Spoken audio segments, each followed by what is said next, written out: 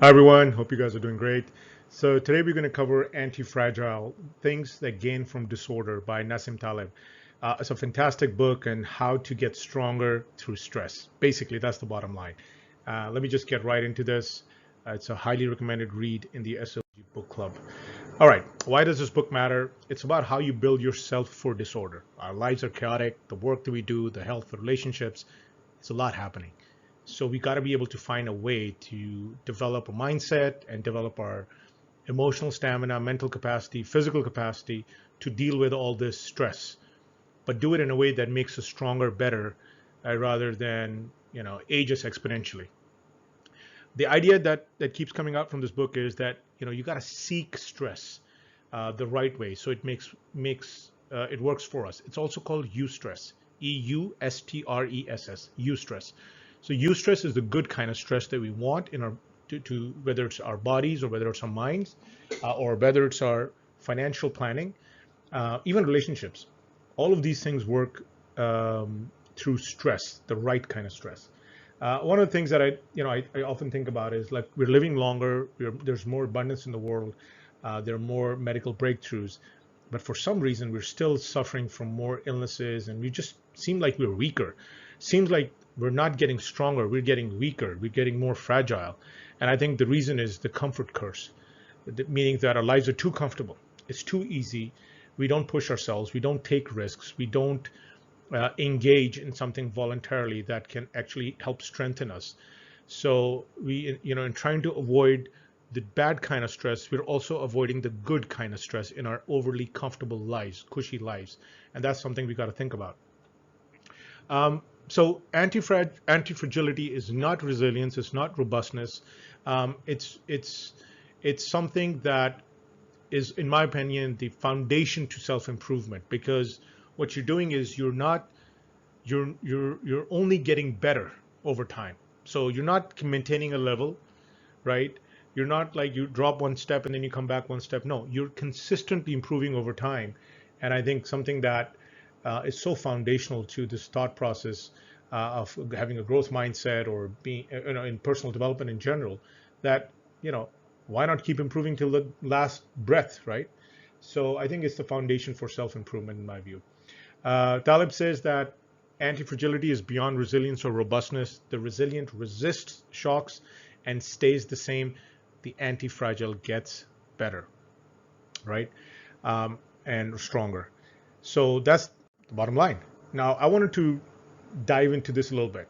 What is fragile? What is resilient? What is anti-fragile? I think it's very interesting the way they cover it in the book. But before that, let me just kind of summarize it for you. Something fragile would be, let's say, a piece of glass falls on the floor, takes the same impact, breaks into thousands of pieces. A plastic cup, for instance, would be a different situation. Falls on the floor, same impact. Maybe it compresses a little bit, flexes a little bit, but then it comes back to its own shape. That's being resilient or robust. So it suffered some shock or stress, but then it came back to its original form. That's being robust. Anti-fragile is the next level. It suffers the same shock, but it comes back stronger. It gets tougher. As what is the saying that when the going gets tough, the tough get going. So that's kind of the next level. Things get tougher, the anti-fragile become even tougher. So the way you want to look at it is, in the book it talks about the fragile would be something close to the myth about the sword of Damocles. I'm going to talk about that in a second. The resilient would be close to a phoenix, and the anti-fragile would be close to a hydra, the hydra. So think about sword of Damocles. It's a very interesting concept. So Damocles was having a discussion with his king. I think it was Dionysus, and he said, basically Dionysus said, look, you think I have an easy job being a king? Why don't you become a king for one day and come to my throne? So Damocles picks him up on that offer, goes, sits on the throne, and then Dionysus hangs the sword above his head, held only by a horse's tail, a horse's hair. Okay, so a horse's hair is holding up this sword right above Damocles' head to remind him that his job is full of stress and risk and danger. at all times. And he's always fearful for his life because they're also, as a king, so many people want to kill him, want to replace him. There's all these dirty politics, there's Machiavellian, conspiracies everywhere. So he was trying to tell him, look, you think I've got a good life? Look at me. I've got a basically sword dangling over my head, held up only by a horse's hair. So somebody who is fragile would stand to lose a lot if there's volatility. If that horse's hair breaks, then Damocles is done, right? So a person who's fragile is at risk to more downside than upside because of volatility. They just want peace. They don't want things to be ruffled. You see this in relationships a lot. A lot of people avoid conflict in relationships, so like nothing gets ruffled. And if something happens, then things can escalate very quickly. So that's a very fragile situation. And basically, what happens in situations when you're fragile, when mistakes happen, these are not just mistakes; they are big mistakes. So they are rare. They won't happen all the time because remember, you're trying to avoid ruffling feathers. But when they do happen, these are big risks. Now, if you take the middle line, the phoenix dies and comes back from the ashes, right? Rises back from the ashes. It goes to a different state and comes back to the original state, which is fine. So a phoenix doesn't really care about volatility because whatever happens is going to come back to where it was before. So no big deal.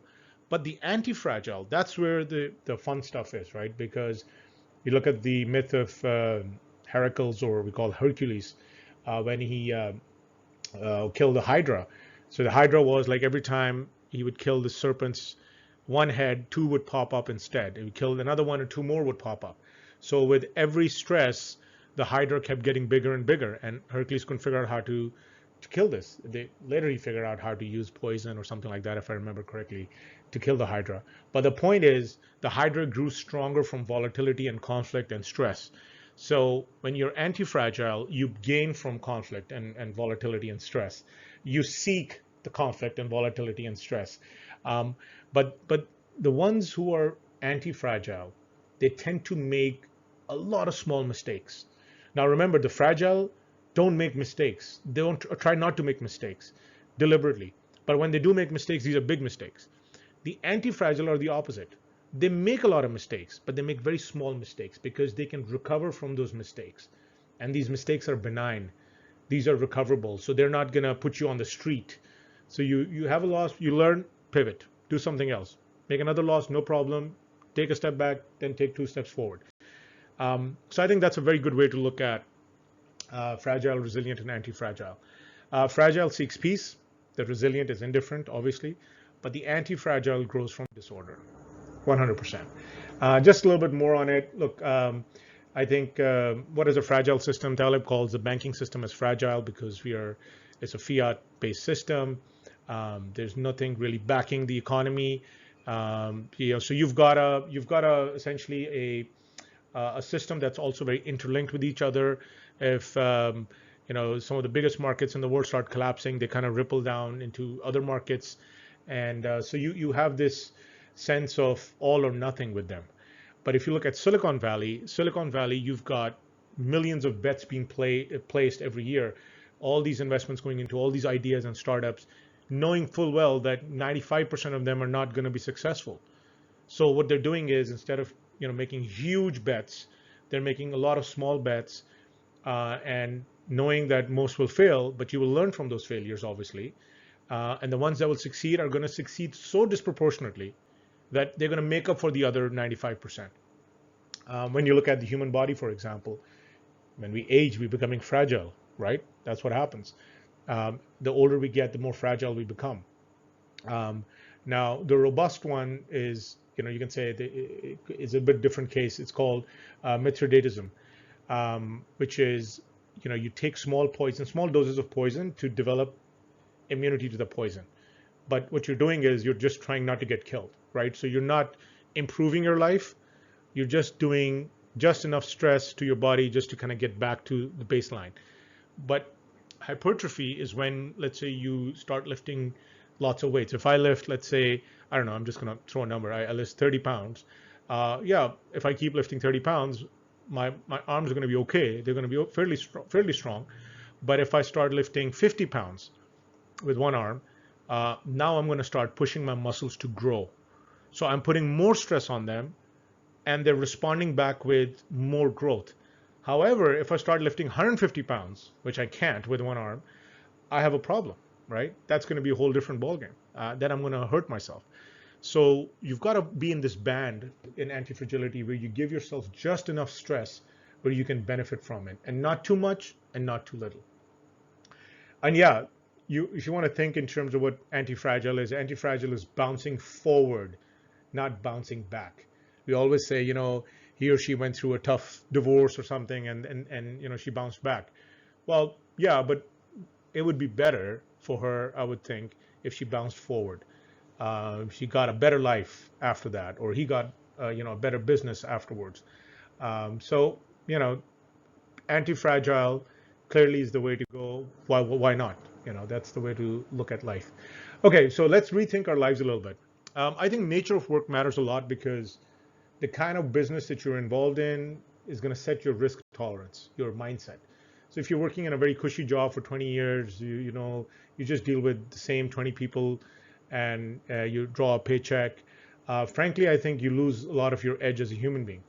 Now, no offense to anybody there, but when you compare it to somebody who's starting businesses, losing money, making money, that person is sharp. That person is always challenged and always like in warrior mode, and that person will be anti-fragile.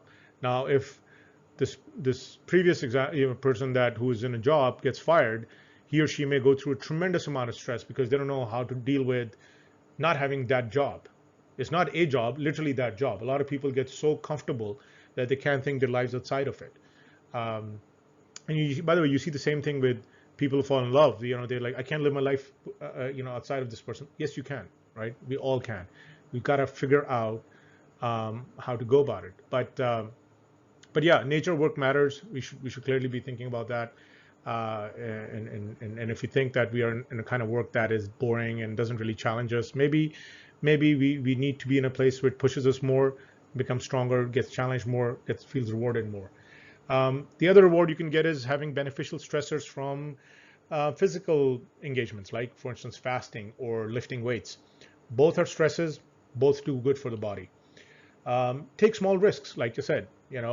Anti-fragile take risks all the time. They just make sure that they're small risks. So you can do the same thing in your health, in your income, in your relationships. In your relationships, never avoid conflict. People who avoid conflict, it blows up in the end. You got to find ways to deal with tough discussions head on, build trust, and as you move through that conflict bridge, you come out much stronger and closer on the other side. Same thing with income. You push yourself. You try to do something different. You try to acquire new skills, spend some extra time, do some overtime work for free if you have to, develop some context, but take these small risks so your overall value to the system goes up. And then, yeah, also diversification, a key important aspect of anti-fragility. You should not be, all or nothing. So, like I said, take small risks. So if you are doing various projects, then maybe take projects that are not tied to each other. They maybe have negative correlation, meaning one goes down, the other goes up, the other goes up, one goes down. So this way, your life is not completely torn apart. You should not have one like point of failure in your system, so to speak. So make sure that you're diversified, make sure you're taking small risks, make sure you're consistently taking on stress. One of the things that Stoics used to do, they consistently took on mental exercises around poverty and loss. They even practice poverty. So the likes of, let's say, Seneca, I've got his book here. Seneca used to sleep on the floor. He used to walk around barefooted sometimes just to see what poverty feels like, even though he was super rich. And a lot of these Stoics used to get up in the morning, used to do this mental exercise that if today I lost everything in my life, whatever I had, my family, my money, my health, everything is going down the drain, like what would my life look like? And it's obviously a very depressing thought at first and overwhelms you. But then over time, you kind of be able to sort of think it through and you say, okay, I would do this differently, I would do that differently. Maybe, I'll figure something out. I'll get through the day. I'll have some friends who will help me put food, on my table, let's say. I'll figure out ways to go about life. And when you do that, and then you go ahead and spend your day, and none of those things happen, or a small portion of those things happen, you're still strong because you've already had that mental conditioning. You've already been fine-tuned to much worse losses, right? So practicing poverty or losses is one way to rethink the way we live, so we don't get caught off guard. And yeah, obviously, you got to have solid coping mechanisms. I keep talking about it, the habit systems, the habit systems, the habit systems. You got to be able to be alone. Solitude is a great way to find yourself. I love people who are by themselves in parks, walking, sitting, just listening to music, just looking out, and just thinking and thinking, and they're just walking around. You've got to do that. It's so important in self-care. Exercise is also important, but not to look a certain way, but to keep yourself active and energetic and feel good about yourself. That's what exercise is really for. It's not to get to 5% body fat. It's to get to a great state of mind and great physical conditioning, because none of us most of us are not doing photo shoots every day. Well, maybe some are, given Instagram addictions and all. But anyways, and you got to journal. Get your mind to stop overthinking the clutter. So when you start writing it, that the mind declutters, and then you can actually think about what's in front of you rather than what's going up in your mind. So writing is the fastest way to get clarity. Use it to your advantage. Yeah, and as you sort of build these kind of habits and systems in your life to become anti-fragile, to push yourself, take small risks, consistent risks, visualize losses, visualize stress, and just overall get more comfortable and more solid. You will start getting obviously a sense of confidence, because then you realize the sky is not falling and you will get through all this. It will be okay. But you also have a sense of freedom. All these stresses that were holding you down, they were basically what you call weighing us down on our minds and our soul, they go away. So you feel light, you feel free, you feel more confident. And why shouldn't you? Anti-fragility requires a growth mindset. You got to know what you're dealing with, who you are, what your skill gaps are, where you want to go, what kind of courses you want to take, what kind of work that you want to do, how do you want to improve your profile, your professional, your technical capacity. Make a note of your mistakes. For example, when I play tennis and I am not serving well, I make sure that I figure out why I'm not serving well. If the ball is going in the net, maybe I'm throwing the toss too low. If the ball is going way out the line, maybe I'm throwing the toss too high. So whatever the situation is, I make a mental note of that, and then I practice. And how do I practice? I overcompensate. Maybe just to get it right, I need to hit 10 serves the right way, but I ended up doing 50 serves. So part of anti-fragility is hard work, dedicated hard work, mindful hard work. And when you overcompensate for something, you basically are very relaxed. That, look, I really needed to do 10 serves to fix this. I ended up doing 50. I've created enough margin that I'll be fine. So tomorrow when you come back, you're more confident, you're more comfortable. If you're playing a match, you're more relaxed, that you put in the work, you did all you could do, can't do more than that. And that's a huge advantage. And remember, a lot of people say, well, growth mindset is kind of embarrassing because you really got to take risks in front of people, and people say stuff, and what is the world going to say and all that. Look, the goal is not to avoid embarrassment. The goal is to go directly into stresses which will cause you, to slip and fall and embarrassed. The goal is to get stronger. So figure out what your goal is. If your goal is to avoid embarrassment, you're not going to get stronger. If the goal is to avoid stress, you're not going to get stronger. You're going to get stronger when you take stress on, embarrassment on, what the world is going to say on, and still do what you need to do. That's the idea. That's how you get stronger. I like this line by Taleb in the book. It says, my characterization of a loser is someone who, after making a mistake, doesn't introspect, doesn't exploit it, feels embarrassed and defensive rather than enriched with a new piece of information, and tries to explain why he made the mistake rather than moving on. You made a mistake, move on, but know why you made a mistake. Because if you don't do that, a lot of people are still defending ourselves from our mistakes, which is, the height of fixed mindset. A growth mindset is one that says, I did this wrong, and this is why. It's like a very unemotional, objective post-mortem. I did this wrong because of A, B, C, D, which means don't do this wrong going forward. Rather than if you say, well, I did this, but I really want to do this, and it's like, no, no, no. Just evaluate what you did wrong, learn from it, because only when you accept it will you grow. So I think that's the thing. That's a key takeaway. The ones who are anti-fragile, I don't know how to put this, but they don't really give a damn. And I think that's, you got to get to that point sometimes where you stop giving a damn about what the other people think. All right, I'm just going to summarize this real quickly and wrap it up.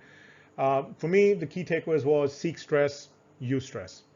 Seek good, healthy stress. Take small risks. Don't take wipeout risks. Don't take something that you can't recover from. Take risks that you can recover from and you will definitely learn from. Always overcompensate. Go the extra mile. Learn, because you'll get stronger with overcompensation. Play the long-term game. Don't play the short, don't play days and weeks. Play months and years. And I keep hearing this every time I talk to 10 people, 3 of them are going to say, well, how are you doing? I'm surviving. Well, look, I have empathy for you, but it's time to thrive. We've got so much knowledge and abundance in our lives. We just got to take this knowledge and put to work and make our lives better, make our environment better. So the idea is you can't avoid stress. That's life. You can't avoid chaos. You're not going to avoid embarrassment. But if you really, really want to live to your potential, like really live your life, you've got to go straight head on into everything. And then as you're going through it, you're just getting stronger and stronger and stronger.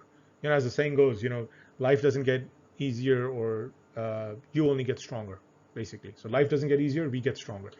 And I'm going to end with this. Nietzsche said, what doesn't kill you will only make you stronger. I think, well said. That's enough. I don't know what else to add to it. You just got to embrace the adversity sometimes. Otherwise, we just try to avoid things that are there to help us.